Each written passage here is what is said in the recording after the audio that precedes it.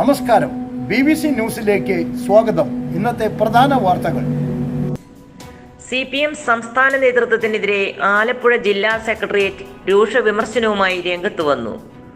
ലോക്സഭാ തെരഞ്ഞെടുപ്പിൽ സ്ഥാനാർത്ഥി നിർണയത്തിൽ പാളിച്ച പറ്റിയെന്നും KC വേണുഗോപാൽ മത്സരിച്ചില്ലെങ്കിൽ ആലപ്പുഴയിൽ BJP സ്ഥാനാർത്ഥി ശോഭാ സുരേന്ദ്രൻ വിജയിക്കുകയും AM ആരിഫ് 3ാം സ്ഥാനത്തേക്ക് പോകുമായിരുന്നുവെന്നും യോഗം വിലയിരുത്തൽ നടത്തി.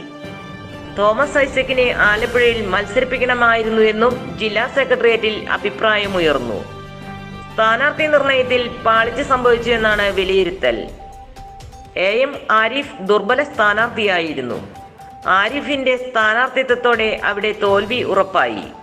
KC വേണുഗോപാൽ മത്സരിച്ചില്ലായിരുന്നെങ്കിൽ ആരിഫ് 3ാം സ്ഥാനത്തേക്ക് തള്ളപ്പെടുകയും ശോഭാ സുരേന്ദ്രൻ വിജയിക്കുകയും ചെയ്യുമായിരുന്നുവെന്നാണ് വിലയിരുത്തൽ. തോമസ് ഐസക്കിനെ പത്തനംതിട്ടയിൽ മത്സരിപ്പിച്ചത് തെറ്റായ തീരുമാനമായിരുന്നുവെന്നും വിലയിരുത്തലുണ്ടായി. പത്തനംതിട്ടയിൽ മത്സരിക്കേണ്ടത് രാജു എബ്രാഹാം ആയിരുന്നു. മുതിർന്ന നേതാക്കളായ EP ജയരാജനും AK ബാലനും നേരെ വിമർശനമുയർന്നു. ജാവ്ദേക്കറെ കണ്ടെന്ന EP ജയരാജന്റെ തിരഞ്ഞെടുപ്പ് ദിവസത്തെ പ്രതികരണം BJPക്ക് ഗുണം ചെയ്തു.